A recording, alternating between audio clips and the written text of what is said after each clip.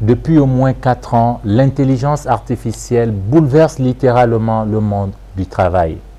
Dans les pays développés, l'IA a pris une place considérable au point de remplacer certaines tâches. Mais qu'en est-il du Mali où le chômage reste élevé et la formation perfectible? L'IA est-elle une menace pour nos emplois ou une chance à saisir?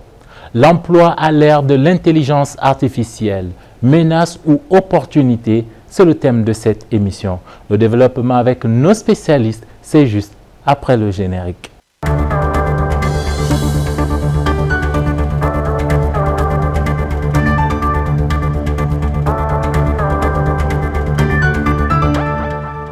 Bonsoir à tous et bienvenue dans Entreprendre, votre magazine dédié aux entrepreneurs et aux différents acteurs de l'économie. Ce soir, nous parlons d'emploi et d'intelligence artificielle. Et pour nous éclairer, j'ai le plaisir d'être accompagné par 4 spécialistes que je m'en vais vous présenter. Bonsoir, Madame Porcho Marguerite Sogoba.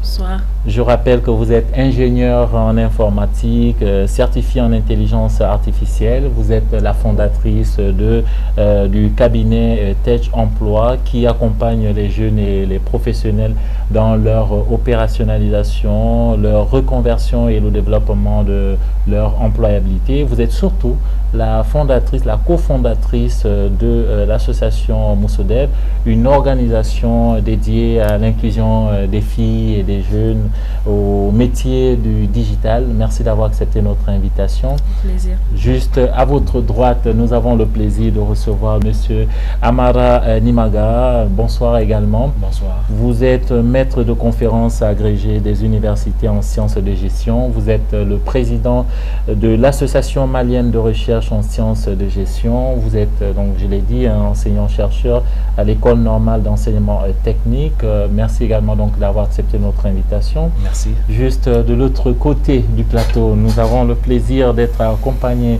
de Madame Saratan Traoré. Bonsoir également. Vous êtes la directrice du cabinet BMK RH Consulting. Donc, vous avez un cabinet spécialisé en recrutement et montée en compétences. Vous êtes formatrice et consultante auprès des entreprises et des ONG. Vous êtes également professeur d'université. Notre 4e et dernier invité est M. Yacouba Babi. Bonsoir également. Bonsoir. Vous êtes spécialiste en formation numérique, développement organisationnel et gestion de projet.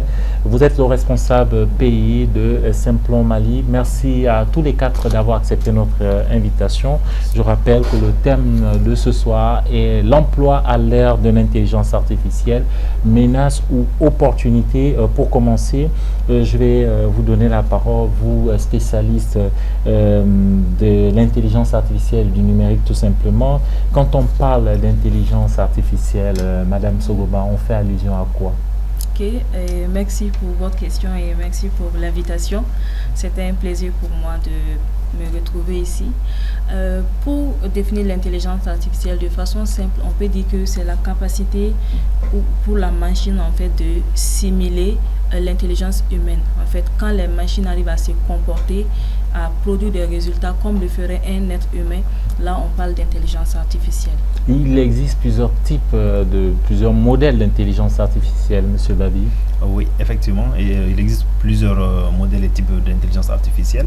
Et généralement, le modèle que nous utilisons le plus ici au Mali, c'est surtout l'intelligence artificielle générative que voilà, le grand public a sous la main pour pouvoir générer du texte, des images et tout. Donc, on a aussi des intelligences artificielles carrément dédiées à l'automatisation des tâches qui sont dédiées aussi. Par exemple, il y en a même certaines entreprises qui créent carrément leur propre agent IA pour pouvoir faire un rôle et une tâche bien donnée. Monsieur Nimaga, Madame Traoré, quand on parle d'intelligence artificielle, nous, notre thème, c'est l'emploi. Et aujourd'hui, quand on parle justement d'emploi, Monsieur Nimaga, quel état de lieu peut-on faire surtout l'emploi des jeunes? Alors, au niveau de la jeunesse aujourd'hui, il faut se dire que quand vous êtes employé dans une organisation, et on se rend compte aujourd'hui que les organisations ont plus besoin des travailleurs qui ont la maîtrise de l'intelligence artificielle, parce que tout tourne autour de ça aujourd'hui. Donc, si vous voulez vous donner un niveau d'employabilité solide, quand vous voulez que votre emploi soit vraiment un emploi qui ne sera jamais menacé, il est très important d'avoir des connaissances dans le domaine ou bien disposer vraiment des atouts dans le sens de manipulation de l'intelligence artificielle. Parce que tout tourne autour de ça. Sans l'intelligence artificielle aujourd'hui, il est très très difficile. Et cette difficulté se trouve au niveau où on se rend compte qu'aujourd'hui, beaucoup des jeunes sont menacés avec cette histoire d'intelligence artificielle. Vous allez voir qu'à la sortie de l'école, ils sont sur le marché d'emploi, ils sont à la quête d'emploi, mais souvent, les entreprises sont très, très exigeantes par rapport à leur recrutement. Et au niveau de leur recrutement, souvent, on les exige même ces compétences. Nous prenons par exemple le domaine du marketing aujourd'hui. Les gens ont l'habitude d'aller faire des formations en marketing, mais aujourd'hui, le marketing a beaucoup muté vers l'intelligence artificielle. Et vous voyez que généralement, on cherche maintenant à recruter plus les spécialistes en marketing digital. Et quand on parle de marketing digital, ça c'est carrément l'utilisation de l'intelligence économique, l'intelligence artificielle, pour essayer de voir dans quelle mesure, en tant que commercial ou bien en tant qu'agent de services commerciaux, comment est-ce que vous pouvez utiliser ces outils-là pour travailler avec les clients, attirer la clientèle, fidéliser la clientèle. Madame Traoré, vous partagez ce qui vient d'être dit par M. Limaga. Aujourd'hui, la demande, elle est un peu plus grande. Effectivement, sachant qu'aujourd'hui, l'intelligence artificielle vient transformer les métiers dans un premier temps, et ensuite, elle vient les faire évoluer. Donc, c'est-à-dire qu'aujourd'hui, tout salarié, tout professionnel doit se challenger au quotidien, se former. La montée en compétences, aujourd'hui, elle doit être une habitude. Donc, l'adaptabilité également. Donc, l'intelligence artificielle va venir, en fait, nous, en tant que RH, donc je suis RH de formation, et en tant que recruteuse, aujourd'hui, on utilise aujourd'hui des logiciels qui sont entraînés par l'IA. ATS, par exemple. ATS, exactement, qui vont venir faire un tri et une sélection des CV. Et on dit toujours aux candidats qu'il faut adapter son CV à l'offre, même si vous avez le profil requis, si ce n'est pas mentionné sur le CV, vous ne serez pas rappelé pour faire un test. Donc ça, aujourd'hui, l'intelligence artificielle vient en fait monter en compétences, rehausser le niveau. Malheureusement, elle va effectivement, je veux dire, faire de l'ombre à ceux qui n'ont pas assez de compétences, puisqu'elle vient, sur beaucoup de métiers, elle vient, tout ce qui est répétitif, administratif, tout ce qui sont des tâches administratives, l'IA va venir automatiser cela. Donc aujourd'hui, peut-être une assistante administrative, elle peut justement automatiser une partie de son travail, 20% de ses tâches, grâce à l'IA. L'IA aujourd'hui, c'est un outil qui est formidable parce que ça nous permet de gagner du temps. Mais on va parler aussi des dérives, parce que ça entraîne également la paresse, et on va en parler tout à l'heure.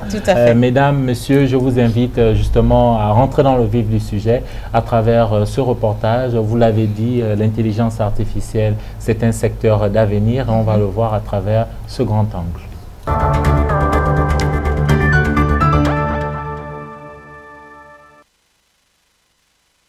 À 16 ans, Ousmane Diko est l'un des plus jeunes experts en intelligence artificielle du pays. Passionné des nouvelles technologies dès l'âge de 13 ans, le jeune Diko développe des compétences en IA et en marketing digital, ce qui lui permet 2 ans plus tard de créer son entreprise, Diken Media, spécialisée dans l'automatisation du service client. L'intelligence artificielle, ça me rend productif, je gagne du temps, et qui gagne du temps gagne aussi de l'argent. Et je pourrais dire que l'IA, c'est l'une des plus grandes opportunités de cette décennie. 100% des employés d'Ousmane Diko sont issus de l'intelligence artificielle. Ils disposent d'un responsable RH, un designer, un chargé de clientèle, un générateur de contenu écrit, pour ne citer que cela. À travers ces différents services, le jeune Diko propose aux entreprises le SAV, le consulting IA, et des formations. Il soutient que son objectif ultime est de faire gagner du temps à ses clients et donc de l'argent. L'intelligence artificielle était un réel plus pour moi dans presque tout ce que je fais dans mon quotidien. Et comme avec le travail, avec l'étude. Avec le travail, déjà qu'avec Diken Media, on est 6 et j'ai 5 employés qui sont tous des IA, donc 90% IA et tout ça. Donc là, dans mon quotidien, ça m'aide vraiment. Au moment où l'IA peut faire 80 à 90% du travail de 4 à 5 personnes, je peux dire que c'est un réel choix. Et avec les études, ça m'aide vraiment à apprendre, à comprendre les cours et à faire de meilleures recherches. Au Mali, de plus en plus de startups évoluent dans le secteur de l'intelligence artificielle. C'est le cas d'Iwati, une structure implantée dans le pays depuis 2019 et proposant aux entreprises des services visant à augmenter leur productivité et leur croissance économique. Dans un premier temps, nos solutions servent à garantir la sérénité, la sécurité surtout des collaborateurs et des patrimoines de chaque service privé ou public de façon sanitaire aussi, avec les prises de température automatique, mais aussi à faciliter le quotidien des ressources humaines vis-à-vis de la régularité et de la ponctualité des salariés au niveau du service. À noter que nos solutions de pointage par la reconnaissance faciale et de contrôle d'accès sécurisé également à travers la reconnaissance faciale sont certifiées par l'APDP du Mali, l'autorité de protection à caractère personnel, sur l'aspect de protection des données à caractère personnel. Comme tout secteur, l'intelligence artificielle n'a pas que des bons côtés. Elle a également des limites. Il y a plusieurs inconvénients, mais je vais t'en citer 3. La première, c'est la problématique concernant l'éthique et la vie privée. Parce que déjà, l'IA, elle analyse tes données personnelles pour apprendre et pour faire des actions dépendant de ces données. Donc là, c'est déjà un problème de vie privée et d'éthique. Et deuxième inconvénient, c'est concernant la perte d'emploi. Parce que là où l'IA fait le travail, environ 80 à 90% du travail de 4 à 5 personnes, c'est déjà un réel bénéfice pour les entreprises. Et pour faire un choix, je crois que les entreprises vont direct aller vers l'IA. Donc c'est déjà une perte massive d'emploi. Donc troisième inconvénient, c'est concernant la dépendance à la technologie. Là, parce que tu vas être en quelque sorte dépendant à la technologie. La formation et le financement des acteurs sont quelques obstacles empêchant le développement rapide de ce secteur dans le pays. Actuellement, au Mali, nous ne disposons pas d'un grand nombre de spécialistes de l'intelligence artificielle. Donc, il faut beaucoup investir dans la formation.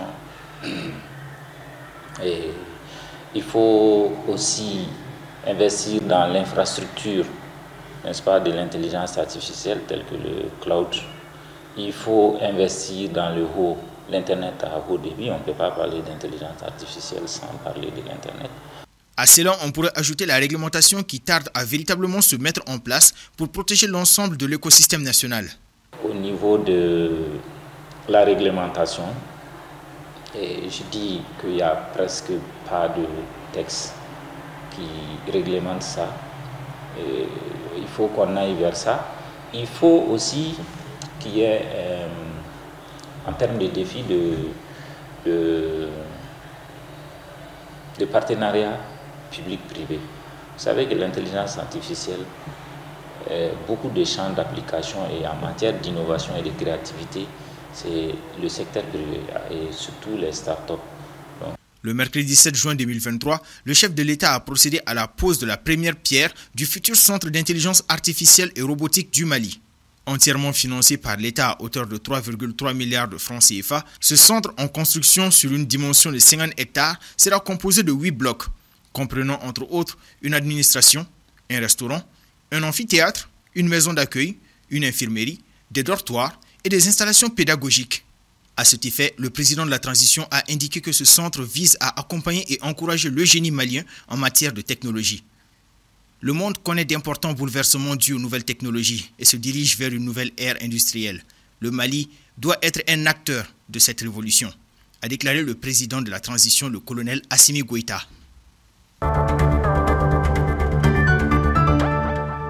Plusieurs points ont été évoqués dans ce reportage. Nous allons bien entendu revenir sur certains. Madame Sogoba et Monsieur Babi, quand on parle d'intelligence artificielle ramenée au marché malien, qu'est-ce que ça représente aujourd'hui? Est-ce que c'est une réalité ou c'est une vue d'esprit? Je pose cette question parce que aujourd'hui, voilà, quand on parle d'intelligence artificielle, on a l'impression que c'est devenu une mode. Tout le monde en parle, mais qu'en est-il de la réalité? Vous qui êtes sur le terrain, qu'est-ce que vous percevez? Merci pour cette question que je trouve très pertinente. Et cela me permet de revenir un peu sur ce que M. Babi avait dit par rapport au type d'intelligence artificielle. C'est vrai qu'aujourd'hui, on parle beaucoup d'IA générative et c'est cette IA qui est quand même plébiscitée, qui est sur toutes les langues, si je peux le dire ainsi. Mais sachez que cette partie, c'est juste la petite partie visible de l'iceberg. l'IA, c'est au-delà de ce qu'on peut voir à terme de génération de contenu, des vidéos, des images en fait. C'est cette partie-là qui a été démocratisée. Sinon, l'IA générative existait bien avant, hein. Ça existait, mais c'était, on va dire, la manne des grosses boîtes, des grosses entreprises, jusqu'à ce que OpenAI vienne pour démocratiser cela avec ChatGPT. Donc, par derrière, on a l'IA, ce dont on va parler de, par exemple, de machine learning, on va parler de deep learning. Ça, ce sont des types d'IA qu'on utilise, qui ont besoin déjà de grosses quantités de données, et on va entraîner la machine afin qu'elle puisse produire des résultats ou bien faire même des prédictions. Si je vous disais qu'avec l'IA aujourd'hui, si on a... Mais il faut mettre en place ce qu'on appelle des modèles d'IA basés sur des techniques, des procédés mathématiques selon le besoin. Et on peut, par exemple, comme je le disais, prédire la pluviométrie, par exemple, sur un certain nombre d'années. Voilà, c'est possible de faire avec l'intelligence artificielle? Oui, et je peux dire que depuis 2018, nous, on a travaillé sur un projet similaire au Bénin, lors d'un bootcamp. Donc, c'est pour vous dire que ça, ce sont des choses de l'IA qu'on ne voit pas forcément, qui demandent des compétences poussées, tout ce qui est données, comment on va dire ça, programmation en algorithme et ainsi de suite. Mais ce côté n'est vraiment pas vu. C'est donc aussi l'opportunité pour moi sur ce plateau de lancer cet appel-là aux gens de creuser plus et de ne pas tout le temps se fier à tout ce qu'on voit, surtout les IA génératives, parce que la conséquence ou l'inconvénient, c'est que ce sont des choses qu'on ne maîtrise pas forcément. Ce sont des choses qui ont été développées et que nous, on utilise. Si on veut vraiment s'approprier de l'IA aujourd'hui, je pense que l'un des intervenants l'a dit, il faut déjà de l'infrastructure. On va en parler tout à l'heure. Monsieur Babi. Oui, en fait, l'IA au niveau du Mali peut être une réalité déjà, parce qu'on ne parle plus... Toutes les formes d'IA? Oui, non. Déjà, dans un premier temps, aujourd'hui, l'IA générative, c'est comment générer du texte, des vidéos, ou bien on lui donne un sujet à traiter et on se limite à ça. Or, il y a tellement de formations disponibles pour pouvoir aller au plus profond de l'IA. Parce que l'IA peut aller au-delà de ça, et je ne vais pas revenir là-dessus, Marguerite a tout dit sur ce point, mais pour nous, en fait, c'est plus comment est-ce qu'on va essayer d'encadrer tout ça en termes de connaissances et en termes aussi de données qu'on expose. Parce que l'IA, on l'utilise, mais on expose des données. Et le plus important, c'est déjà de savoir qu'est-ce qu'on donne comme données et comment est-ce qu'on peut se protéger. Je pense qu'il y a une question après sur la protection qui va venir, mais je plante le décor. Avoir déjà une conscience de ce qu'on est en train d'utiliser. Sinon, il faut juste retenir que l'IA, il n'y a rien de nouveau dedans. C'est une révolution qui existait depuis longtemps, mais c'est maintenant que nous, surtout en Afrique, on a eu connaissance de ça. Et c'est maintenant aussi que les gens s'y mettent. Sinon, il n'y a rien de truc. Tout comme la révolution industrielle à l'époque, ça fait des vagues et tout, les gens en ont parlé. Aujourd'hui, la révolution numérique à travers l'IA aussi, on va en parler. Et peut-être même on passera à autre chose. Monsieur Nimanga, Madame Traoré, on parle de l'intelligence artificielle à une époque et toujours dans le contexte malien où on connaît les défis de l'emploi des jeunes. Est-ce qu'on peut dire où il faut craindre que l'IA prenne autant d'ampleur dans notre contexte, au regard de tous les défis qu'on rencontre au niveau de l'emploi des jeunes, où il faut s'émerveiller, il faut... il faut prendre le train en marche et puis avancer avec. Madame Traoré? Alors, c'est vrai que l'IA est déjà présente dans la société, mais elle n'est pas forcément au cœur des stratégies des entreprises. Lorsque les entreprises vont recruter, il n'est pas encore demandé sur tous les postes de maîtriser des outils avec l'IA. Voilà. Maintenant, l'IA aujourd'hui est recommandée dans quelle raison? Dans quel... comment dire? Contexte. Dans quel contexte, pardon. C'est vraiment à titre personnel. Voilà. Lorsqu'on est qualifié, qu'on a des connaissances, qu'on a un diplôme, on peut utiliser l'IA pour se challenger, pour apprendre. Mais c'est un piège pour les personnes qui n'ont pas les compétences ou les connaissances de base. parce qu'on devient dépendant de l'IA. Or que l'IA, c'est un outil pour aller plus vite, pour être plus rapide. Maintenant, dans les processus de recrutement de manière générale au Mali, l'IA n'est pas mentionnée sur les demandes explicitement au niveau des entreprises. Pour que je comprenne bien, 2 secondes s'il vous plaît. Il ne vous arrive pas qu'on vous impose, qu'on vous demande expressément un employé qui maîtrise l'intelligence artificielle? Oui, il y a des outils. Voilà, il y a des outils. Donc, certaines entreprises vont développer des outils internes qui vont disposer d'une IA. Mais je vais vous donner un exemple pour comprendre. Donc, je suis professeur aussi à l'université. Et on a pris, par exemple, le métier d'assistant de direction, qui est un métier qui perdure tant qu'il y a des directeurs et des responsables. Alors, j'ai posé la question, dans 5 ans, dans 15 ans et dans 30 ans, est-ce que ce métier restera comme on le connaît aujourd'hui ou est-ce qu'il va évoluer? Donc, les étudiants ont dit que non, déjà dans 5 ans, là, il faut que la personne maîtrise ChatGPT. Ou bien un outil qui dispose de l'IA pour planifier, automatiser les rendez-vous ou le closing, etc. Voilà. Et dans 15 ans, ils disent que dans 15 ans, je pense qu'on aura un assistant virtuel et dans 30 ans, le métier disparaîtra. Parce qu'il faut évoluer avec son époque. Mais je pense qu'il ne faut pas, il y a une euphorie autour de l'IA, mais il y a une réalité aussi sur le terrain. Est-ce qu'aujourd'hui les entreprises ont basé l'IA au cœur de leurs activités? Je dirais pas totalement. Je dirais même non. Mais on a des outils de gestion aujourd'hui qui sont drivés par l'IA. Effectivement. Donc je pense que c'est une réalité qu'il faut prendre en compte. C'est un booster. C'est une menace pour ceux qui n'ont pas les compétences de base, parce que nous, chez BMK, c'est les compétences. Demain, il va falloir maîtriser des outils qui utilisent l'IA. Donc, je pense que, comme mes confrères l'ont dit, l'IA générative, voilà, je parle sous votre contrôle, hein, voilà, qui vont permettre d'automatiser des tâches et sur le long terme, certains postes vont disparaître. Et c'est déjà le cas. Monsieur Limaga, je vous donne la parole juste après cette première infographie qui va nous permettre vraiment de mettre les pieds dans le plat. Quand on parle d'intelligence artificielle, d'emploi, quand on regarde les données dans le monde, on comprend que d'ici à 2027, on aura 14 millions d'emplois qui pourraient disparaître pour 69 millions d'emplois, d'opportunités d'emploi. Donc l'intelligence artificielle va permettre de favoriser 69 millions d'emplois, mais en même temps on a 14 millions d'emplois. Et quand on regarde ces emplois qui sont menacés, on parle du traitement des données, on parle des emplois liés à la comptabilité même.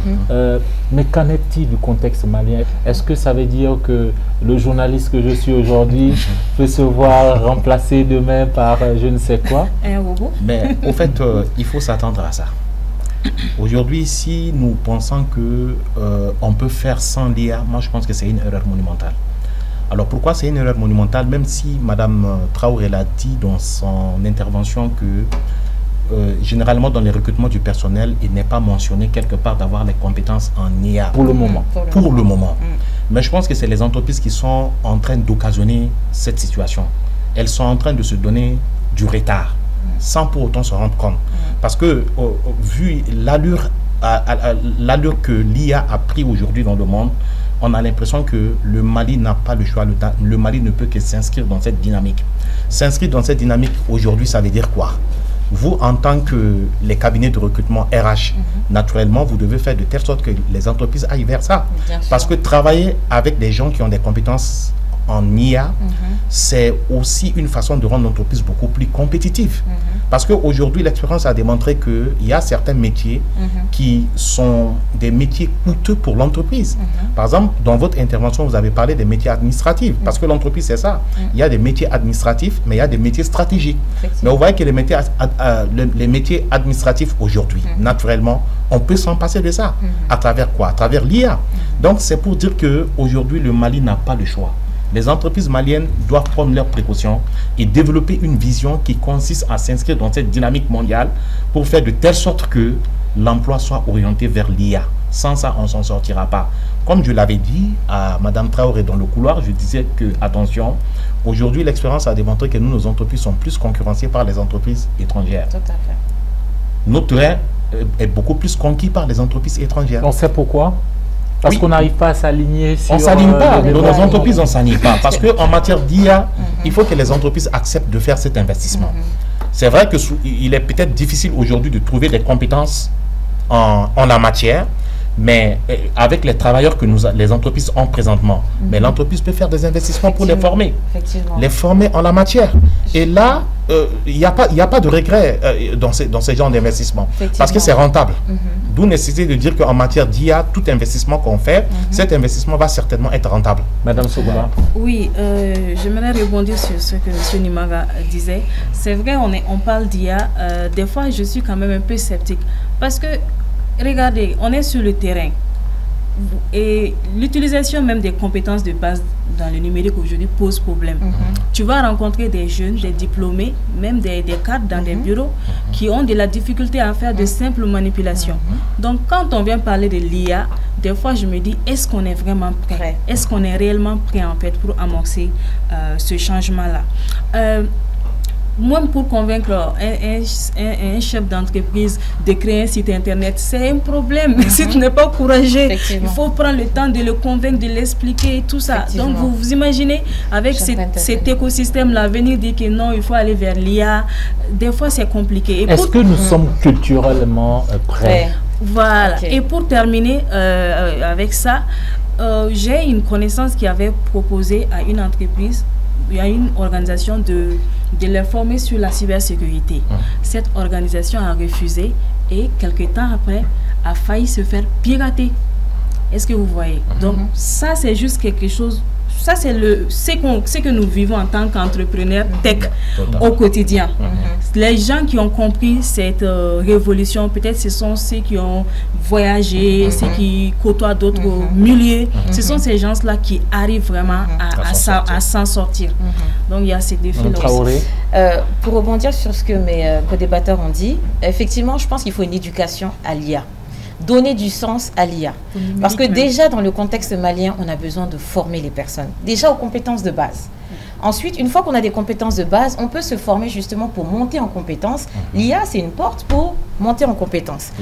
Aujourd'hui, pour être productif et s'aligner justement aux objectifs internationaux, il faut effectivement être compétitif et avoir des outils qui sont à l'ère de notre temps. Mais est-ce qu'on est prêt? Je dirais oui comme je dirais non. Parce que oui, si on met en place des mesures où on intègre l'IA au sein des cursus universitaires ou même à l'école, on peut sensibiliser les enfants depuis le plus jeune âge et de faire de l'IA justement un booster. Parce que c'est quand même un plus, je pense. Maintenant, on n'est pas prêt parce qu'effectivement, il y a une grande partie de personnes qui sont analphabètes. On n'est pas forcément équipé en infrastructure. Tout le monde n'est pas logé à la même enseigne au niveau des outils. On n'a pas tous un smartphone, un ordinateur, du réseau, effectivement. Et donc, tout ça, ce sont des inégalités qui vont encore venir se mettre sur la scène. Dans le contexte malien, pour conclure sur mon avis ici, je pense qu'on n'est pas prêt, mais il faut éduquer à l'IA. Et que va-t-on faire de l'IA au Mali? À quoi ça va nous servir? Rattraper notre retard ou monter en compétences? Je pense les deux. Mais justement, messieurs et madame, quand on parle de 14 millions d'emplois qui pourraient disparaître à cause de l'IA d'ici à 2027, 2027 c'est demain. On fait allusion à quel type d'emploi? Je parlais tout à l'heure de comptabilité, même de journalisme. Ce sont ce genre d'emploi, M. Nimaga, M. Babi? Si vous me permettez, dire que je reviens un peu en arrière. Dire qu'on n'est pas prêt, je ne suis pas d'accord avec ça. Pourquoi? Voilà un spécialiste en IA. Voilà une spécialiste en IA. Et tout à l'heure, on avait vu, on est en train de construire un grand centre qui va s'occuper de cette affaire. Mais moi, je pense que culturellement, c'est nous qui devons bâtir cette culture. Et on est en train de le faire. Il y a le minimum. Dire qu'on n'a pas des infrastructures en IA, moi, je ne suis pas d'accord avec ça. Vous pensez qu'on a des infrastructures suffisantes? On a le minimum. Le minimum, mais on est connecté. À l'heure où on est à la révolution numérique, pensez-vous que c'est en ayant le minimum là qu'on va rattraper les autres? Non, au fait... c'est ça aussi. Oui, je pense qu'à un moment donné, il faut sortir de ce contentement, de ce minimum. On est dans une course mondiale, en fait. On est dans une course à l'excellence. Et c'est là où vous voyez que vous êtes en train de me rejoindre. Ça veut dire que vous êtes en train de me rejoindre. Parce que dire que nous ne sommes pas prêts, on est en retard, oui, je peux accepter le retard, mais dire qu'on n'est pas prêt, non. Je pense qu'elle faisait allusion à l'éducation. Mais rapidement, M. Babi, quels sont ces emplois-là en tant que spécialiste du domaine? Quels sont ces emplois-là que vous pensez qui pourraient disparaître du jour au lendemain à cause de nouvelles formes d'intelligence artificielle qui émergent? Alors, il est important déjà de comprendre que toute révolution vient avec son côté positif et son côté négatif. la révolution industrielle a supprimé beaucoup d'emplois, le travail à la chaîne, les gens ont été remplacés. Encore que ça continue dans certains endroits. Voilà, les gens ont été remplacés par des robots. Et aujourd'hui, on est à l'heure où les gens seront remplacés également par des IA. Surtout quand on prend le travail administratif de ces secrétaires. Aujourd'hui, demandez à votre secrétaire de faire un courrier, c'est toute une journée. Elle va faire tellement de fautes que après vous allez corriger. Et même dans la correction, elle va encore faire des fautes. Or, l'IA, en quelques secondes, te donne ton courrier en un instant. Donc, du coup, c'est un métier qui est menacé. Disparaître peut-être, oui, mais dans le contexte malien un peu plus tard.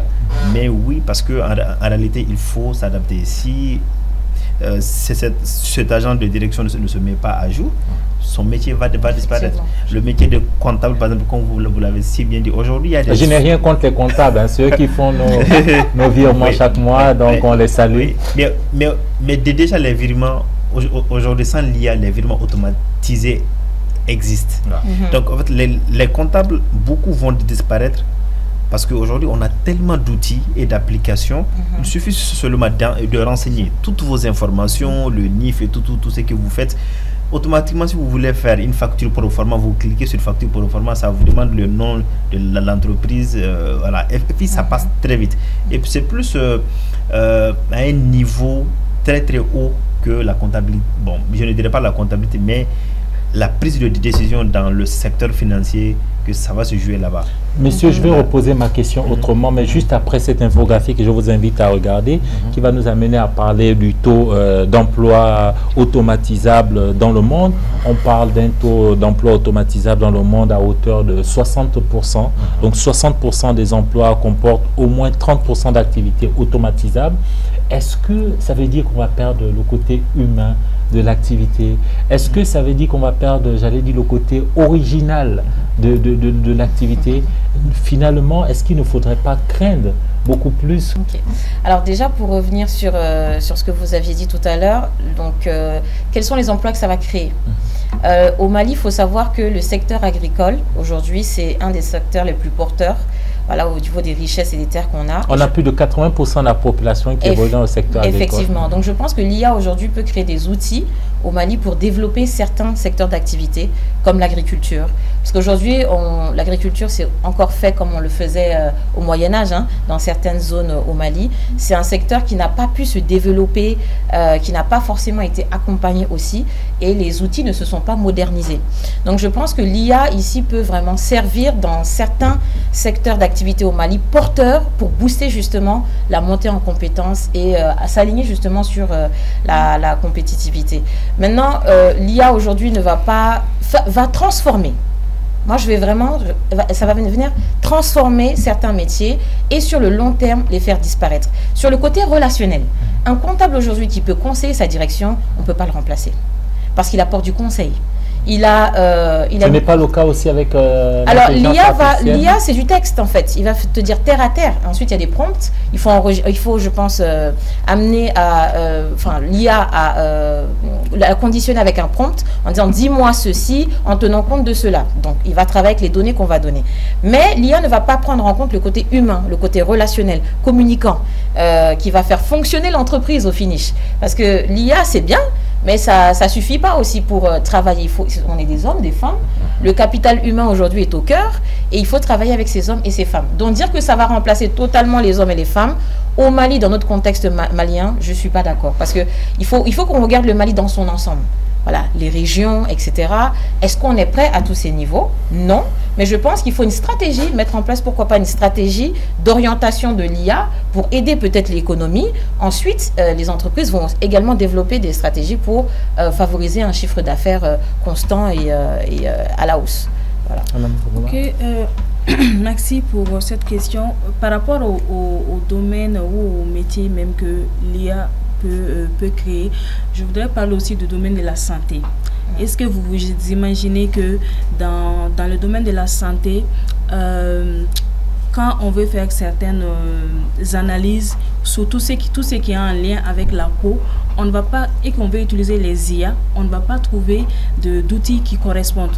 Pourquoi? Pour la simple raison que je le disais, nous avons tendance à utiliser des outils venus d'ailleurs. Ces outils ne sont pas adaptés à nos réalités. Ce qui fait qu'il y aura ce qu'on appelle des biais par rapport aux résultats, tout ce qui concerne la peau noire. Parce que les résultats, les machines ont été entraînées avec que des clichés, des images de personnes de couleur blanche. Donc ça, c'est par exemple un niveau sur lequel on pourrait travailler, on pourrait développer pour vraiment nous approprier de l'IA pour qu'ils puissent répondre à nos besoins. Et aussi, par rapport au métier, aujourd'hui, on a beaucoup ce qu'on appelle le prompt engineering.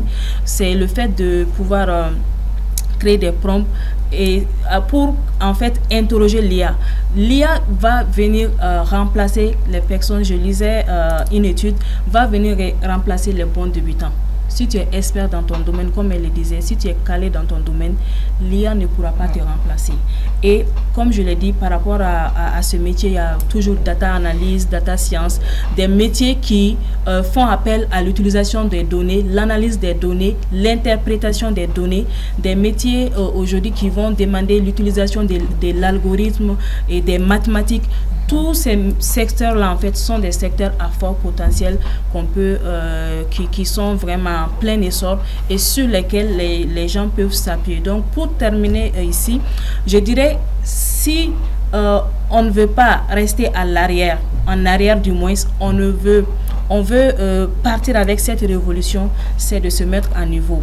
Par exemple, un gestionnaire de projet doit savoir aujourd'hui comment gérer un projet IA. Si on amène un projet qui utilise l'IA ou qui intègre l'IA, comment est-ce que moi, gestionnaire de projet, je peux mener ce projet de bout en bout? Que chacun se pose la question, dans mon domaine actuellement, comment est-ce que je peux utiliser l'IA pour m'en sortir? Une personne qui va sur cette démarche-là ne pourra pas se faire remplacer. Mais l'IA aussi pose des problèmes d'éthique et déontologie. Je dis ça, je ne dis rien. Monsieur Nimaga, tout à l'heure, Madame Sogoba disait que l'IA ne peut pas remplacer les personnes qui sont compétentes, les personnes compétentes. Mais nous sommes dans un monde capitaliste, nous sommes dans un monde où tout le monde cherche à faire du gain, à avoir de l'argent. Est-ce qu'on n'est finalement pas en train de se leurrer un tout petit peu quant à la place que l'IA occupe et pourrait être occupée dans nos entreprises dans les prochaines années? Au fait, dans nos entreprises, je pense que Mme Sogoba est allée un peu trop loin pour dire que l'IA ne peut pas remplacer les hommes dans l'entreprise et remplacer les métiers. J'ai dit les personnes compétentes. Oui, je pense que c'est très important. On essaie de voir dans la réalité des choses. Tous les métiers ne sont pas humanisés à travers l'IA. Il y a des métiers qui vont carrément disparaître. Lesquels? Nous prenons par exemple le métier de les serveurs. Enseignant par exemple. Non, l'enseignant ne peut pas disparaître. On peut toujours imaginer un ancien professeur qui vient en classe, qui dispense ses cours, qui parle. L'avocat ne peut pas disparaître. Tout à l'heure, Madame Traoré. Le manager ne peut pas disparaître. On parlait des personnes qui peuvent avoir des cours à travers l'IA, qui peuvent avoir un certain nombre d'informations. Est-ce que c'est pas justement un risque aussi pour ces métiers-là? Au fait, il y a des risques.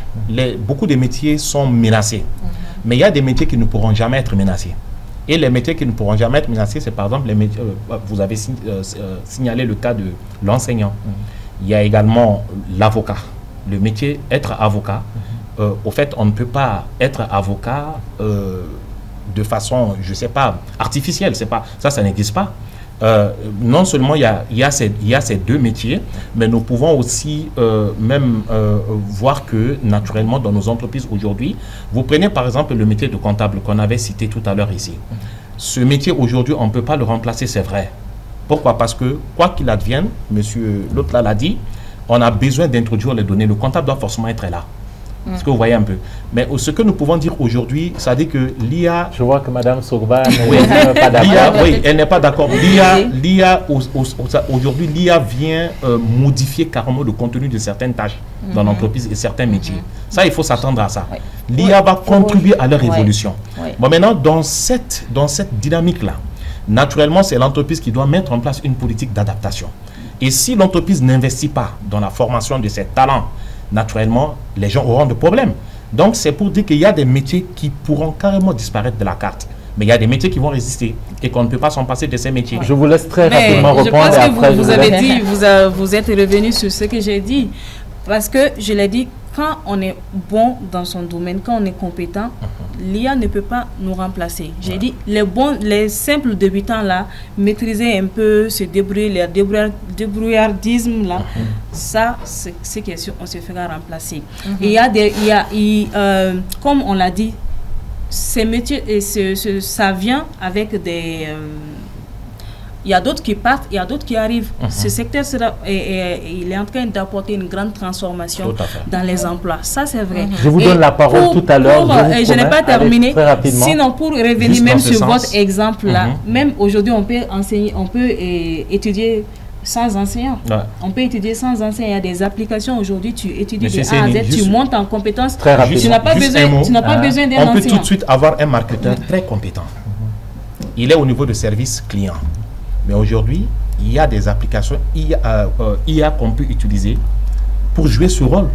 Interconnect, c'est-à-dire interchanger avec les clients. Tu es marketeur client. Et tout de suite, on a l'impression que... Le débat est très intéressant, mais je vous donne la parole. Tu es marketeur client qui se forme à l'utilisation de l'IA pour manipuler l'IA. Comment faire ce travail-là ne sera pas remplacé. Mais celui qui ne va pas se former sera remplacé. En fait, il y a deux volets ici. Messieurs, s'il vous plaît, mesdames, messieurs, quand on parle d'intelligence artificielle, il y a un aspect qu'on n'a pas encore abordé.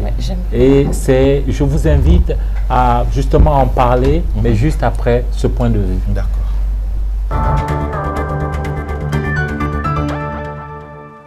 Avec le progrès de la technologie, et aujourd'hui on ne peut plus se passer de l'Internet. Aujourd'hui les petites et moyennes entreprises commercent sur l'Internet. Les petites et moyennes entreprises échangent par Internet. Les petites et moyennes entreprises font leur publicité avec les réseaux sociaux, avec tout ce qu'il y a comme moyen lié à l'Internet.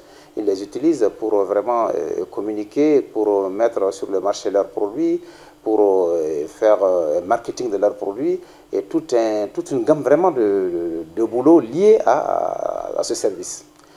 Donc il va sans dire que si toutefois ce coût est cher, cela va agir forcément sur la rentabilité des entreprises, sur la performance des entreprises et sur même la rapidité par laquelle les gens doivent faire des affaires. Cela va agir. Alors que plus quelqu'un te dame en rapidité dans les affaires, l'intéressé te dame en rentabilité. Donc cela joue effectivement beaucoup sur la rentabilité des petites et moyennes entreprises, parce que qui dit petites et moyennes entreprises dit forcément limitation des moyens financiers. Alors s'il faut mettre un capital, c'est-à-dire un fonds assez énorme pour l'Internet, alors franchement avec de nos jours où l'Internet doit être quelque chose de très vulgarisé, qui doit être à moindre coût, qui doit être abordable à tout le monde, alors c'est surtout que c'est à ce moment même que les petites et moyennes entreprises mettent beaucoup d'argent pour pouvoir se connecter, pour pouvoir utiliser l'Internet. Franchement parlant, je vous dis que ça agit négativement sur la rentabilité des petites et moyennes entreprises. Internet, l'IA, Internet, les données, on parle de coûts. Est-ce qu'il faut craindre que cela ne prenne de l'ampleur à cause justement de la qualité d'Internet et de son coût? Monsieur Babi. Oui, alors il faut aussi dire que quand on parle d'intelligence artificielle, c'est qu'on a accès à Internet. Alors, parce que ça, c'est la base. Donc c'est étroitement lié. Très très lié. Et ce sont ces deux choses qu'on ne peut pas dissocier. Alors quand on parle d'intelligence artificielle, il faut parler d'Internet. Et aujourd'hui, pour parler d'Internet, aujourd'hui, pratiquement on a un coût un peu élevé que les autres pays de la sous-région, mais une qualité bien meilleure. Mais le coût jusque-là n'est pas du tout raisonnable pour le Malien lambda.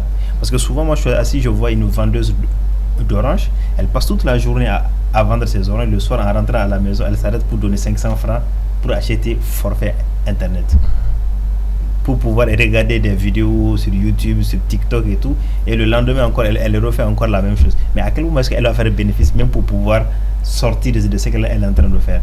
Parce qu'aujourd'hui, l'Internet, tout le monde a besoin de ça, que ce soit au niveau des entreprises, que ce soit dans le cadre d'école.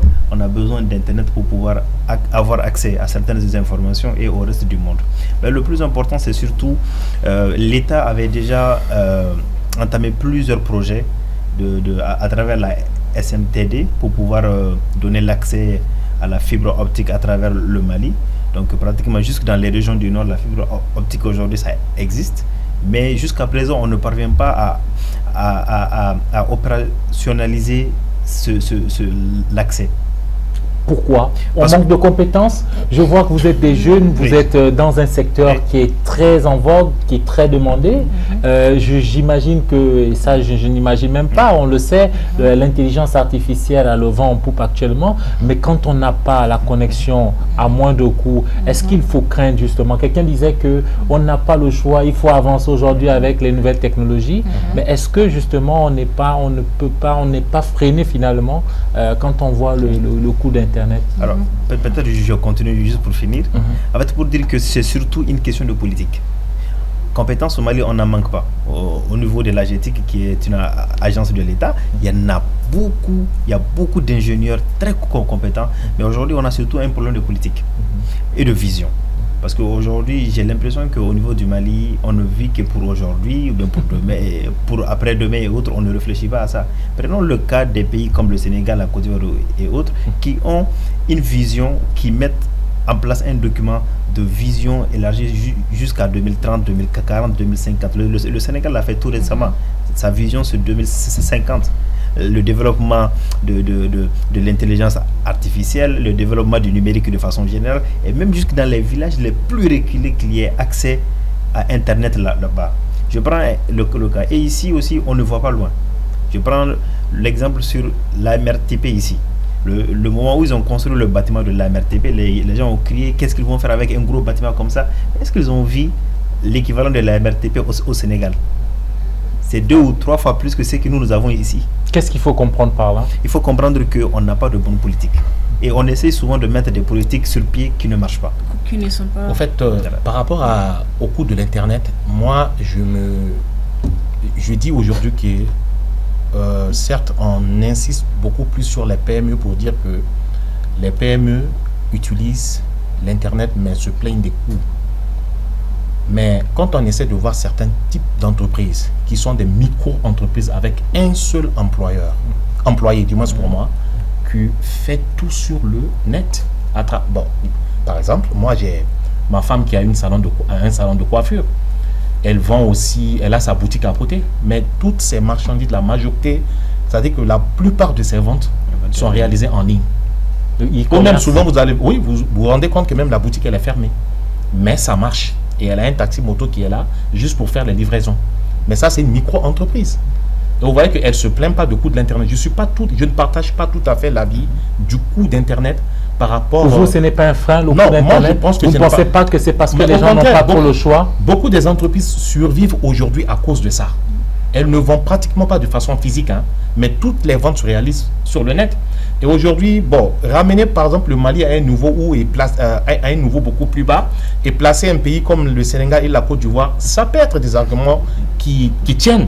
Mais attention, le Mali n'est pas totalement en retard ou bien à un niveau beaucoup plus bas comme on le pense. Et vous faites bien de le dire parce qu'on voit le Mali qui gagne régulièrement des prix. C'est ça le problème. Même en matière de robotique, quand le Mali sort, le Mali revient avec un bon résultat.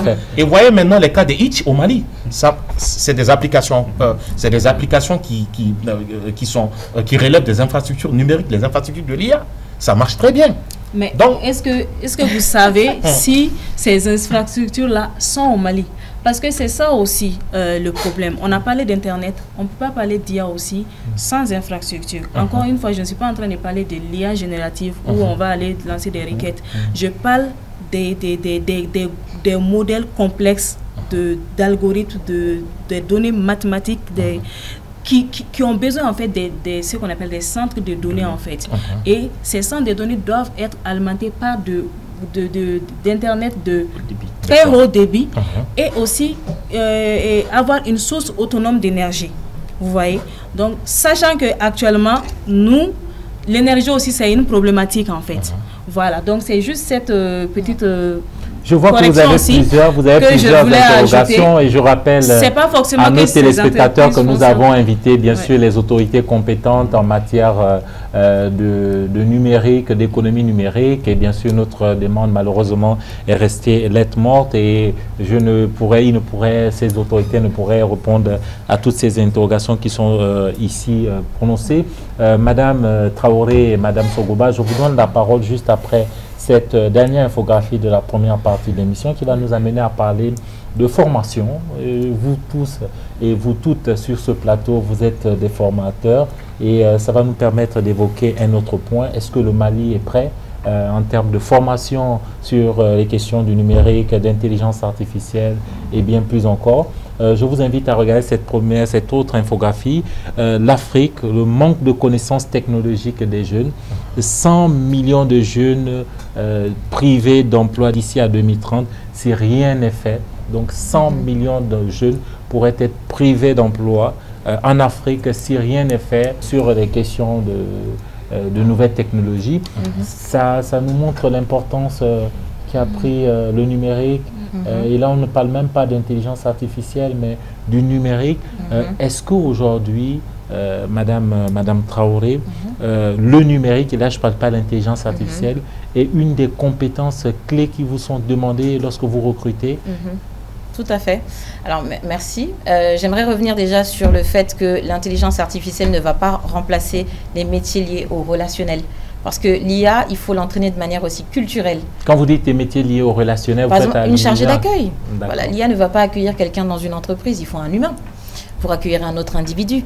Voilà, donc tous les métiers à vocation relationnelle, où le relationnel est important, où les échanges sont importants, l'IA ne va pas les remplacer. L'IA est limitée, hein. Voilà, c'est vrai que c'est une machine qu'on alimente avec des données, mais elle est limitée sur les aspects humains. Voilà. C'est là que les professionnels doivent se former sur des compétences transversales. Voilà, le leadership, la communication, voilà, faire vraiment du renforcement de capacité sur ces éléments-là. Maintenant, allons de manière pragmatique sur le terrain. Moi, j'ai un cabinet de recrutement qui est BMK. Chez BMK, on vous reçoit et on est sur le terrain. On connaît les besoins, les attentes des entreprises à l'instant T. On a une cartographie des demandes.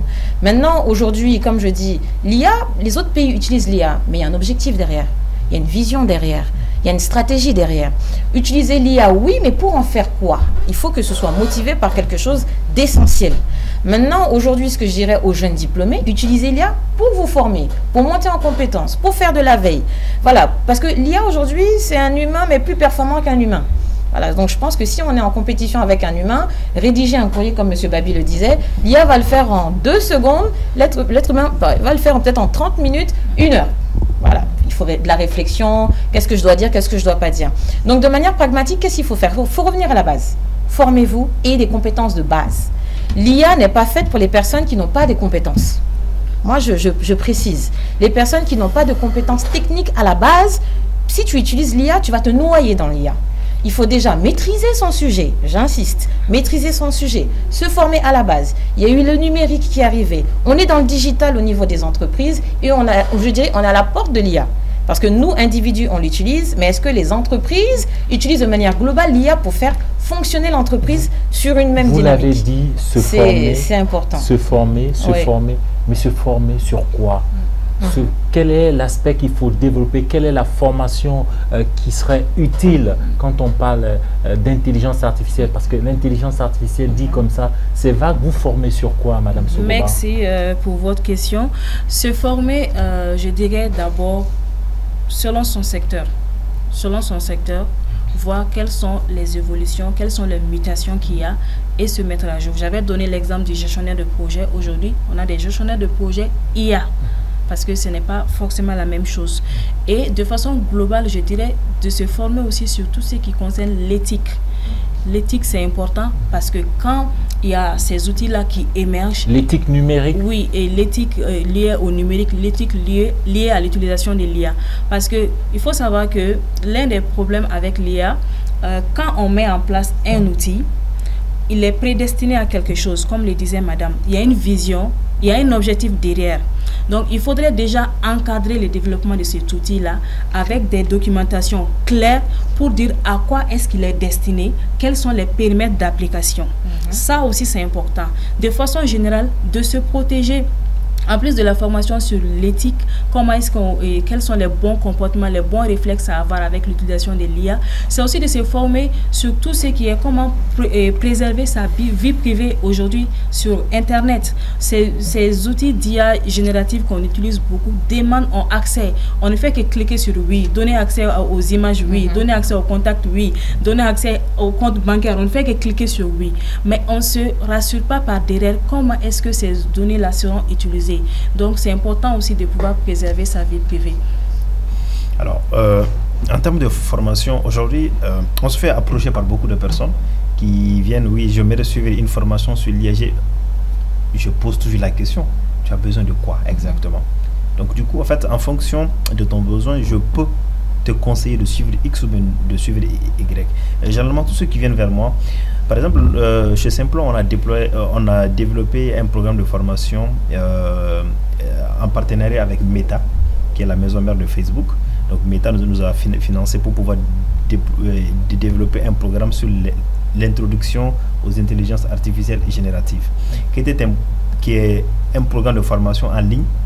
Tu t'inscris juste, tu suis, après à la fin tu as un certificat. Tous ceux-là qui viennent vers moi, je les envoie ce lien, c'est gratuit, il faut le faire. Et on a fait une grande campagne ici, mais il n'y a pas plus de 100 Maliens qui ont fait la formation. Pourquoi? Aucune idée. Mais dans mes recherches, je vois... Beaucoup d'internet.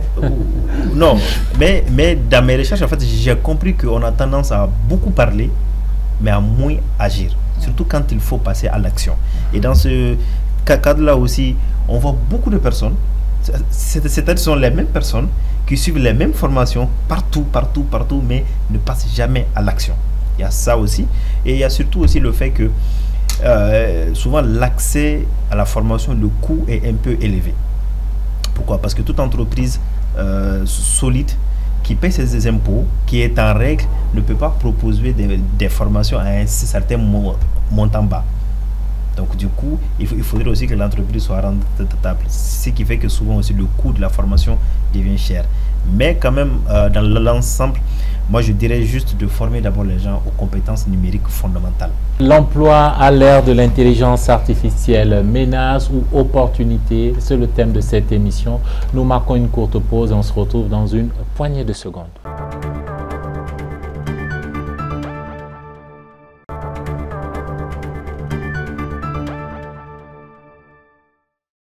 Rebonsoir et merci de suivre cette seconde partie d'Entreprendre. Je suis toujours en compagnie de nos 4 spécialistes.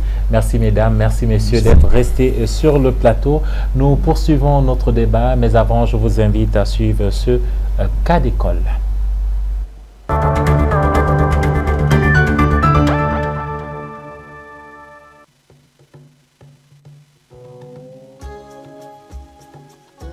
Connu comme l'un des premiers pays africains à se doter d'une politique nationale en matière d'intelligence artificielle, le Rwanda se positionne désormais comme une plaque tournante de la recherche sur l'IA dans le continent. Le 31 mars 2022, ce pays d'Afrique de l'Est a inauguré à Kigali, la capitale, le premier centre africain pour la 4e révolution industrielle, C4IR. Promouvoir les technologies émergentes, principalement l'intelligence artificielle, la politique des données et développer les partenariats pour stimuler l'innovation, tel est son objectif. Les résultats commencent à se faire ressentir puisque de nombreux secteurs stratégiques du pays, tels que les banques, l'administration ou encore l'agriculture et la santé, bénéficient des services de l'IA. À titre d'exemple, on peut citer Vibec Technologies, une entreprise spécialisée dans les technologies de la santé. De nombreuses études montrent que celle-ci a contribué à élargir l'accès à des soins de santé à prix abordable en Afrique centrale et en Afrique de l'Est, et en particulier au Rwanda. Selon les spécialistes, grâce à l'intelligence artificielle, Vibec Technologies permet aux établissements de santé de s'approvisionner en temps réel, de gérer les processus de la chaîne d'approvisionnement. De l'expédition à l'entreposage, en passant par la distribution et la gestion des stocks, ce, afin de s'assurer que les établissements de santé disposent en stock du matériel médical requis. À cela, on peut ajouter l'application Mkulima GPT. Celle-ci est dédiée au secteur agricole. Combinant l'intelligence artificielle à l'Internet des objets, Mkulima GPT est une application qui facilite le quotidien des agriculteurs, selon la fondatrice Théofrida Muginga. Elle explique qu'à partir de simples clics, les agriculteurs ont des informations sur leurs exploitations ainsi que des réponses à leurs différentes interrogations. Théofrida Muginga indique que face aux maladies des cultures, son application permet d'anticiper et d'éviter les catastrophes. Au Rwanda, l'économie du futur se porte bien, grâce notamment au Fonds rwandais pour l'innovation, Rwanda Innovation Fund, qui permet de soutenir les projets innovants portés par les jeunes en particulier.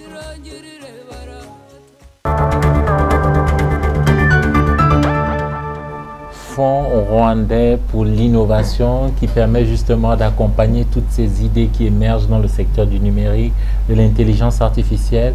C'est ce qu'il faut mettre en place pour vraiment prendre l'envol, ou on a déjà pris l'envol. Mesdames, messieurs, je vais commencer par vous, monsieur Babi. Alors oui, en fait, en réalité, il ne suffit pas seulement de mettre en place un fonds. En fait, c'est tout un ensemble de visions et de politiques. Donc, qu'il est important de définir et surtout de matérialiser. Par exemple, aujourd'hui, c'est très difficile, mettons le fonds de côté, qu'une entreprise malienne évoluant dans la technologie aujourd'hui parvient à pouvoir lever même ne serait-ce que 1 million d'euros. Sur le marché international, vous voulez dire? Peu importe le marché. Pourquoi? Parce que déjà, il y a un problème déjà de structuration. Ici, de ces entreprises ici au niveau du Mali. Donc on ne peut pas être compétitif sur le plan international si déjà sur le plan national on ne parvient pas à se structurer et à être bien géré. Par exemple au Sénégal, où on a notre filiale, on a même un projet de levée de fonds jusqu'à 10 millions d'euros.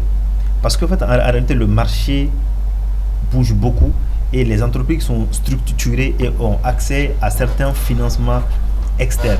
Donc par rapport au fonds, ce n'est pas que le fonds qu'il faut mettre sur place, il faut mettre d'abord une vision générale du numérique dans le pays, une vision par rapport aux intelligences artificielles et une vision qui touche à tous les secteurs qui tournent autour du numérique, de l'intelligence artificielle et autres sur au moins 20 ou 30 ans, créer un fonds, soutenir. Déjà, par exemple, aujourd'hui, on a des écoles encore qui continuent de former des gens en dactylographie. Ça ne servir à quoi? Aujourd'hui, c'est tout récemment que l'État a intégré tout ce qui est formation en tant que développeur d'applications dans le programme des universités. C'est tout récemment. Donc du coup, ça veut dire qu'il y a déjà un retard assez conséquent sur ce que l'État propose même en termes de base pour pouvoir former les jeunes et autres. Donc tout ça, ça va avec une bonne politique, une bonne vision et surtout des acteurs clés, des hommes et des femmes qui ont les compétences pour pouvoir conduire ce changement-là. Et aussi comprendre que le changement ne vient pas en 1 an, ça ne vient pas en 2 ans. Il faut laisser les gens travailler correctement sur les projets jusqu'à pouvoir donner des résultats comme le cas du Rwanda. Tout à l'heure, dans la première partie, quelqu'un disait que quelqu'un se demandait si aujourd'hui, vous, acteurs du secteur numérique, vous avez des applications, vous avez des technologies que vous avez développées, peut-être pas vous forcément sur ce plateau, mais je vais dire des locaux, des Maliens qui ont développé des applications génératives, des intelligences artificielles génératives ou pas, mais qui profitent et qui sont maliens. Est-ce que c'est le cas aujourd'hui? Est-ce qu'on a la compétence là, locale? Les choses bougent, hein. C'est ce que je disais, ça bouge même si on ne voit pas forcément. Par exemple, il y a une communauté qui s'appelle IA Mali, qui est sur LinkedIn, qui fait beaucoup de... Mais j'ai le sentiment que c'est les mêmes choses que les gens font. Non, c'est des formations. C'est pas les mêmes choses. C'est des formations. Justement, c'est pas les mêmes choses. J'ai oublié le nom du monsieur. C'est un docteur. J'ai oublié vraiment son nom, mais qui nous parlait déjà de... La première fois que je l'ai rencontré, c'était à Esprit, peut-être il y a 5 ans en arrière, mais qui avait déjà fait des choses extraordinaires à l'extérieur du pays. Et maintenant, j'ai vu que c'est ce monsieur, il a développé pas mal d'outils, même des modèles IA adaptés à l'écosystème malien, surtout ce qui concerne la paix, la sécurité, comment est-ce qu'on peut prédire, comme je l'ai dit, on peut faire des prédictions, on peut faire des prévisions sur comment est-ce qu'on peut s'en sortir. Donc ça, c'est quelque chose qui est là. Et je suis sûre qu'il y a d'autres projets. On l'a vu avec Iwati qui est là. Il y avait aussi une jeune dame qui avait fait un projet qui est un peu similaire à ce qu'on vient de voir pour le cas rwandais, qui permet aux agriculteurs en fait d'avoir les informations de leur champ, mais ça c'était à travers le poste téléviseur en fait, parce qu'elle avait remarqué que chez nous dans les villages, fréquemment, vous allez voir qu'au moins dans chaque famille maintenant, il y a des télés. Et au lieu de se baser sur des smartphones, elle était allée sur le poste téléviseur et ça marchait bien. Monsieur Nimaga, Madame Traoré et Monsieur Babi, ce qu'on constate, c'est que, comme l'a dit Madame Sogoba, il y a des idées, elles émergent, elles voient même le jour, elles sont vraiment innovantes pour certains, mais la vulgarisation de ces idées, la communication autour de ces projets manque. Et là, quand je dis ça, je pense il y a quelques années, un projet, le premier Facebook malien dont on parlait, l'ENALI, qui avait été fait par un Malien dont on pouvait être fier, mais qui finalement n'a jamais trouvé l'écho qu'il fallait. Est-ce que ce n'est pas aussi de nature à casser cette dynamique-là qu'on veut propulser?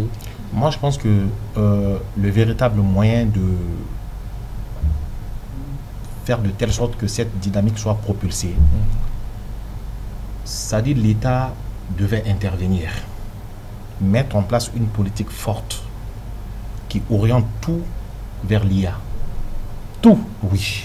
Bon, pas tout, peut-être tout, c'est trop dit, mais vraiment, il faut que l'État prenne cette initiative pour amener le pays vers ça. Vous prenez par exemple le cas d'un pays comme la Chine, c'est-à-dire qu'on ne peut pas comparer le Mali avec la Chine. Mais on a l'impression que ça, c'est l'État chinois qui s'est investi pour en faire une politique afin que le pays puisse aller vers ça. Là, bon, si la Chine est partie vers ça, c'est simplement dire, par exemple, que ça, c'est lié à son économie. Mais nous, dans notre cas, par exemple, on a évoqué le cas de l'État, on a évoqué le cas où, naturellement, on n'a pas de compétences. Non, on a les compétences. Hein. Les compétences, il y en a. Mais il va falloir que l'État ait la volonté. Et les entreprises aussi doivent nourrir cette volonté, essayer de déployer le fonds. Lorsque le fonds est là, naturellement, les gens n'auront pas le choix. Ils vont forcément aller vers ça. Mais vous allez voir que ce qui bloque aujourd'hui, par exemple l'initiative dont vous avez évoqué tout à l'heure, qu'est-ce qui fait que cette initiative n'avait pas été boostée? Mais c'est parce qu'il n'y a pas eu d'accompagnement. Alors si on a l'impression que notre politique a... S'il y a une orientation nationale par rapport à ça, même au niveau des écoles, les programmes vont changer. Certainement, les écoles vont adapter les programmes. Mais malheureusement, vous allez voir qu'il n'y a pas une politique, il n'y a pas une vision qui est en train, par exemple, d'être mise en place pour que nous puissions aller vers ça. Donc c'est pour dire tout simplement que moi personnellement je me dis on n'est pas en manque de compétences, on n'est pas vraiment en retard, mais il faut qu'il y ait une politique qui naturellement oriente les gens vers cette initiative. Bon, ce n'est même plus une initiative parce que c'est déjà là, mais il n'y a pas d'accompagnement. Donc il faut qu'il y ait de l'accompagnement. Je vous donne, mesdames, messieurs, la parole juste après cette infographie qui nous amène à parler de la réduction des émissions de gaz à effet de serre grâce à l'intelligence artificielle. D'ici à 2030, 16% de diminution des émissions de gaz à effet de serre sont envisagées grâce donc à l'IA. D'ici à 2030 toujours, en parlant maintenant du secteur énergétique, on parle d'une réduction de 2,2 à 1,16% des émissions de gaz à effet de serre. Ça veut dire qu'il y a la technologie et cette technologie peut même permettre de préserver notre environnement. Quelqu'un a parlé de la santé tout à l'heure, là on parle d'environnement, mais qu'en est-il? Et j'insiste sur cette question, pardon, mais on fait des formations, on a les compétences, vous l'avez dit, mais qu'en est-il du génie malien qui règle nos problèmes? Quand on parle par exemple d'agriculture, aujourd'hui on sait l'importance du secteur agricole dans notre économie. Quand on parle du transport également, on connaît l'importance, mais où sont les créations, les innovations autour de ces projets-là? Madame Sogoba? Bon, je pense qu'on a touché séparément à certains de ces points. Je repose ma question autrement. J'ai le sentiment que chacun travaille dans son coin, qu'il n'y a pas cette synergie de compétences. Alors quand vous regardez dans d'autres pays, c'est des ensembles, c'est-à-dire tous collaborent à travers une plateforme. Est-ce qu'au Mali, cette plateforme-là voilà, produit, voit le jour, émerge? Où en est-on? C'est déjà un point qui est très pertinent parce que comme on le dit, l'union fait la force. Et je sais qu'il y avait, ou il y a toujours, par exemple, Mali Startup, qui est une association qui regroupe... Aux dernières nouvelles, c'était dirigé par Mamadou Sidibé, promoteur de l'énergie. Voilà, il y avait ça. Et il y avait aussi l'ASIM, qui est l'Association des sociétés informatiques du Mali. Il y avait aussi à côté pas mal de... Et là, on voit qu'il y a toute cette disparité-là. Voilà, donc pas mal de groupes. Mais la question quand même, ou le point, c'est que pourquoi avec tout ça, cela n'arrive pas à émerger? Moi, je pense que c'est au gouvernement, en fait, d'essayer de, à travers les ministères de tutelle, d'essayer en fait de fédérer toutes ces communautés-là. Parce qu'on a dit, s'il y a une politique et que la politique est quand même activée et en action, ça pourra permettre. Je reviens sur, par exemple, il y avait une initiative Tech Fridays du ministère de l'économie numérique. Qu'en est-il aujourd'hui? Les lauréats sont où? Quel système, quel suivi a été fait pour pouvoir que tous ceux qui ont participé d'abord, ne serait-ce qu'à ce programme-là, soient dans un réseau pour créer un écosystème. Ça revient aussi, encore une fois, à la continuité, le manque de continuité qu'il y a au sein de nos gouvernements. Oui, en fait, j'allais y arriver, parce qu'en fait, en réalité, je parlais de politique. En réalité, chaque ministre qui vient avec sa politique, et après le ministre, rien ne continue. L'événement Tech Fridays et les hackathons, par exemple, moi je faisais partie de l'équipe qui avait organisé le hackathon en marge du forum de Bamako de 2020, mais il y a eu des lauréats, des gagnants. Aujourd'hui, on ne sait même pas. Et jusqu'à ce qu'il y en a même qui se sont transformés, leur truc n'est plus de faire des startups, mais de participer au concours. De concours en concours, de concours en concours. Et en fait, en réalité, ce qui manque réellement, c'est l'écosystème. Pardon de vous titiller un tout petit peu avec cette question, mais à chaque fois que je reçois des invités sur ce plateau, la question de l'État revient toujours. Et je comprends, elle est légitime. Hein, mais qu'en est-il de votre volonté? Je ne vais pas citer de nom de pays ici où on voit des jeunes, où on voit des entrepreneurs, où on voit des gens se lever et faire les choses, et l'État vient après pour appuyer.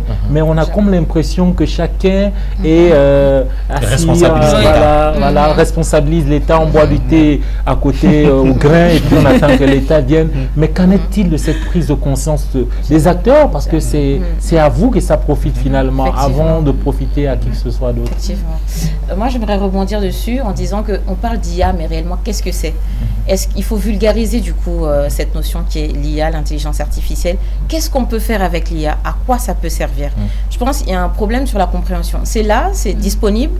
Tout le monde connaît, je pense, ChatGPT, mais il y a 1 milliard d'IA et dans tous les domaines, peu importe votre métier aujourd'hui. Donc moi, j'ai plutôt une vision terrain. Voilà. Donc aujourd'hui, quand je recrute pour les entreprises, c'est des multinationales ou des grandes entreprises ici au Mali ou des sociétés locales. Pour le moment, sur les fiches de poste, on demande la maîtrise de logiciels avancés. Bon, je ne vais pas citer de nom pour ne pas faire de publicité. Merci. Mais effectivement, ce sont des logiciels de gestion qui sont demandés et ensuite, elles évoluent. Il y a des mises à jour sur ces logiciels-là. Mais dire qu'aujourd'hui, on recrute par rapport à l'IA, au Mali en 2025, au mois d'août, aujourd'hui, on est 18, voilà, c'est pas encore le cas à notre niveau. Mais l'IA, il faut en faire un bon usage. Individuellement, pour votre carrière, à quoi ça peut vous servir?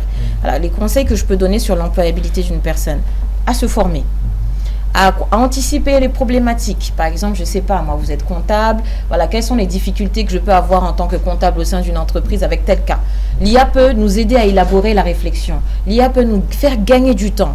L'IA, vraiment, va remplacer des métiers, tels que les développeurs. L'IA fait des sites internet. L'IA fait des applications. L'IA remplace certains téléconseillers aussi au téléphone. Donc, il y a une messagerie qui est là automatique. C'est l'IA qui parle. Donc, tout ce qui est métier de communication, développement informatique, ils sont très menacés. Il faut le dire. Maintenant, tel que les ressources humaines aujourd'hui, nous sommes au cœur de l'humanité, je dirais, parce que nous occupons justement du capital humain des hommes et des femmes qui travaillent aussi au niveau de l'IA. Maintenant, je dirais que voilà, pour l'employabilité des personnes, renseignez-vous sur les IA qui sont disponibles dans votre domaine, voir qu'est-ce que vous pouvez en faire. Si vous avez des difficultés sur votre poste ou du mal à évoluer, il faut faire un renforcement de capacité. La formation, ça reste la clé, que ce soit l'IA ou d'autres thématiques. Vous avez anticipé et c'est très bien. On va suivre justement ce point de vue qui va nous permettre de voir un profil et qui nous explique comment il travaille avec l'intelligence artificielle.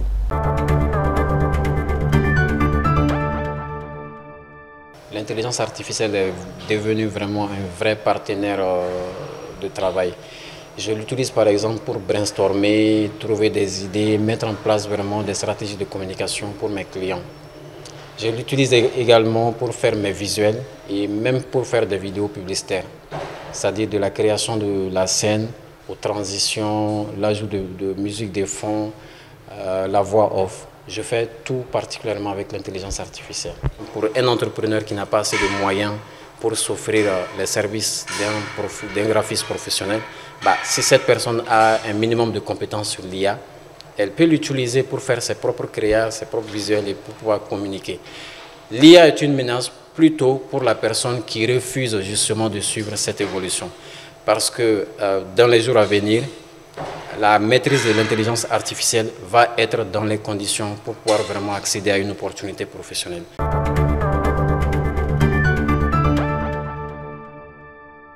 Mesdames, messieurs, partagez-vous cet avis. L'IA est une menace plutôt pour celles et ceux qui refusent d'évoluer avec leur temps, qui refusent de se l'approprier.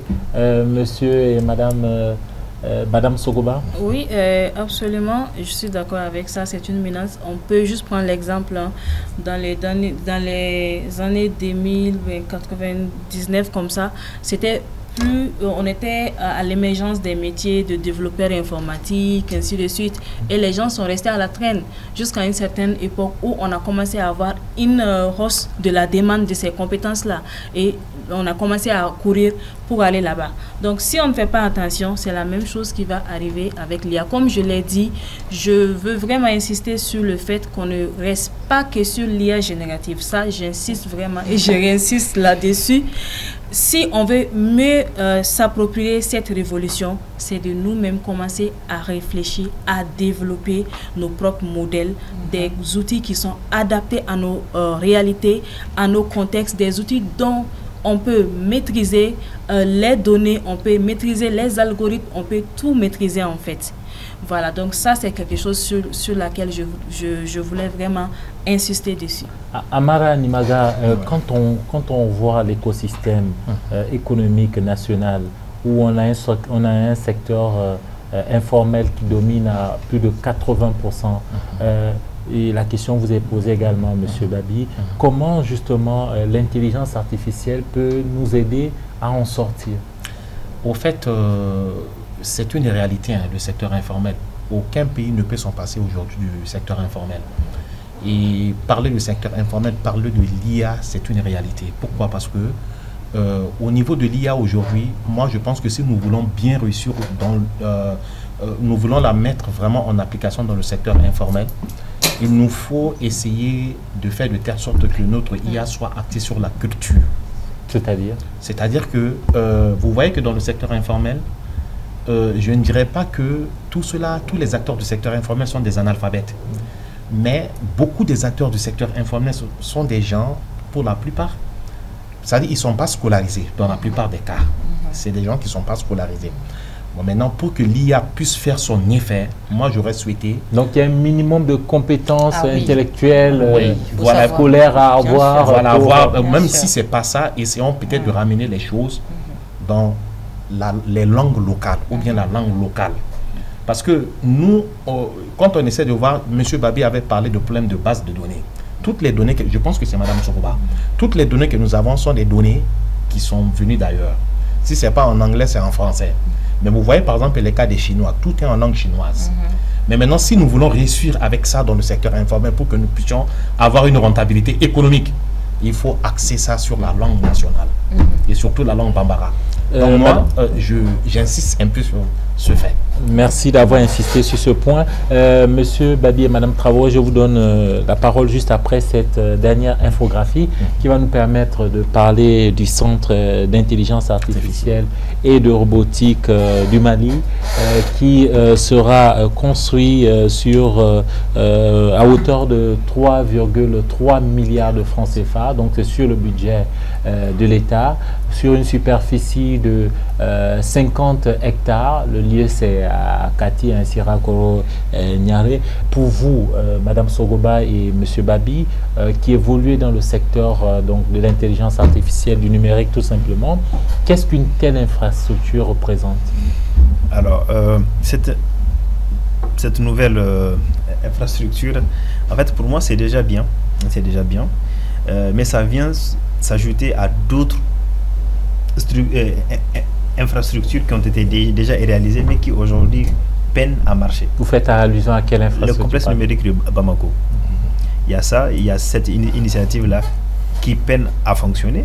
Il y a aussi le complexe qui est censé être vers la sortie de Bamako, financé par la Banque mondiale, qui aujourd'hui, on ne sait même pas à quel niveau Toubanisso, si je ne me trompe pas du nom. Il y a eu tellement d'initiatives, de centres et tout, mais qui aujourd'hui, en fait, ne produisent pas de résultats. Donc maintenant, pourquoi ne pas revoir la stratégie? C'est déjà bien d'avoir un centre parce que ça donne accès à beaucoup d'outils et tout. Et d'ailleurs, si on parvient à les entretenir, parce que souvent l'entretien devient très difficile. Donc du coup, pourquoi ne pas revoir la stratégie? Certes, c'est bien de construire, mais aussi comment pouvoir opérationnaliser ces infrastructures, et aussi comment aussi impliquer les compétences pour pouvoir faire marcher ça et produire des résultats. Madame Traoré. Moi, je reviens encore sur l'aspect terrain. Comment l'IA, justement, impacte notre métier, qui est le recrutement aujourd'hui. Il est très sélectif et il est sans pitié. Voilà. Donc, c'est-à-dire que c'est des données qui sont insérées dans le logiciel ATS, qui sont strictes. Donc, alors que quand c'est un recruteur qui trie un CV, par exemple, je vois que vous avez peut-être 5 ans d'expérience. Donc, je suppose que vous avez telle ou telle compétence et du management. Je peux prendre la peine de vous appeler et vous demander, voilà, est-ce que vous avez eu telle et telle expérience? L'IA ne va pas vous présélectionner parce que les données mentionnées dans l'ATS ne sont pas mentionnées sur votre CV. C'est pourquoi beaucoup de personnes postulent aujourd'hui et n'ont pas de retour parce que leur CV n'est pas adapté. Adaptez vos offres d'emploi. Le recrutement est de plus en plus... Enfin, adaptez, pardon, vos CV.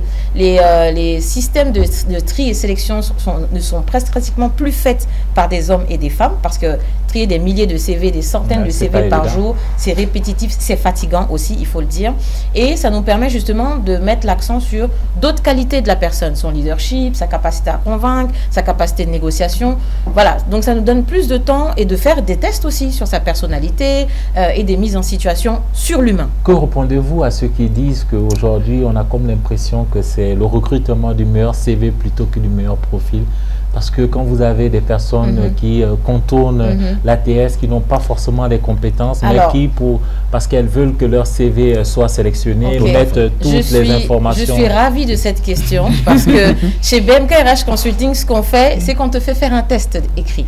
Donc, même si ton CV est sélectionné, on vient vérifier que techniquement, tu as les connaissances et on vient vérifier à travers l'entretien que tu sais de quoi tu parles. Donc, et en plus de ça, après ça, on te fait un test de personnalité et des prises de référence. Donc, même si certains contournent, au test écrit, ils sont éliminés. Monsieur Nimaga et Madame Soroba, je vais juste revenir un peu sur la question du centre d'intelligence. Parce que moi, c'est une initiative salutaire. Pourquoi? Parce que je vois deux aspects dans ça. C'est-à-dire du point de vue économique et du point de vue sanitaire. Économique, quels sont les retombées? Par exemple, je me dis aujourd'hui que naturellement, ce centre-là peut beaucoup aider nos entreprises à travers la conception de certains programmes qui, naturellement, va permettre aux entreprises d'être beaucoup plus compétitives. Et ça permet d'améliorer également. C'est-à-dire, moi, je pense que, naturellement, c'est un centre qui existe et qui, naturellement, doit travailler en commun accord avec tous les secteurs. C'est un centre qui va exister pour lui-même, mais il va exister pour les entreprises parce que c'est un centre de conception. Vous prenez par exemple dans le domaine de la médecine. Naturellement, je suis certain que ça va beaucoup aider la médecine. Vous voyez, ailleurs, on parle aujourd'hui des thérapeutes pour robots. Nous aussi, peut-être que au niveau de nos hôpitaux, les demandes peuvent être formulées. Et naturellement, ça peut être une aide considérable pour nos hôpitaux, non seulement pour nos hôpitaux, mais pour les autres, comment on appelle, structures aussi. Donc voilà un peu, pour ne pas abuser du temps. Oui, donc par rapport au centre, je pense que c'est une bonne initiative. Vous avez appelé de tous vos voeux la création des infrastructures numériques adaptées. Et là, on a une idée de centre qui est en train de se mettre en place. Est-ce que vous pensez que ça va améliorer les choses? Ça va arranger un tout petit peu? En tout cas, je l'espère bien. Je l'espère bien, et à la suite de tout ce que nous avons dit, ce n'est pas, on n'a pas un manque d'initiative en fait, mais c'est un problème de pérennisation. Donc si déjà on a les bonnes personnes qu'il faut à la place qu'il faut et qu'on les laisse travailler vraiment, et comme on l'a dit, qu'on les laisse travailler, c'est important. Parce que des fois, ce qui nous fatigue, ce sont les intérêts politiques. Donc, vraiment, si on laisse les gens travailler, moi, je pense que ça peut marcher. Parce que j'ai déjà vu, même, par exemple, pour les nouveaux bacheliers, les centres ont déjà lancé les concours et pour que les gens puissent s'inscrire. Donc, j'espère vraiment qu'on va laisser les gens travailler. Mesdames, Messieurs, pour conclure, rapidement, en 30 secondes, pour vous, menaces ou opportunités pour les emplois, l'intelligence artificielle, je vais commencer par vous, Madame Traoré. L'intelligence artificielle, c'est une opportunité pour les personnes qualifiées. C'est une menace pour les personnes qui n'ont pas les compétences de base. Monsieur Babi. Opportunité, surtout si on parvient à tirer pour profit de l'intelligence artificielle et surtout la mettre dans des aspects très très techniques pour qu'on puisse créer plus de solutions tant dans le domaine de la médecine ou de l'agriculture ou autre.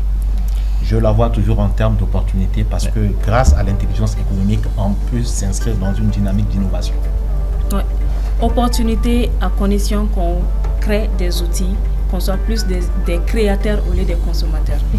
Opportunité donc pour la majorité sur ce plateau. Mesdames, Messieurs, merci d'être venus sur ce plateau. Je rappelle que j'ai eu le plaisir de recevoir Monsieur Yacouba Babi, spécialiste en formation numérique, développement organisationnel et gestion de projets, responsable pays de Simplon Mali. Merci Monsieur Babi d'être venu sur ce plateau. Merci également à Madame Sarata Traoré. Elle est la directrice du cabinet de BMK RH Consulting, pardon.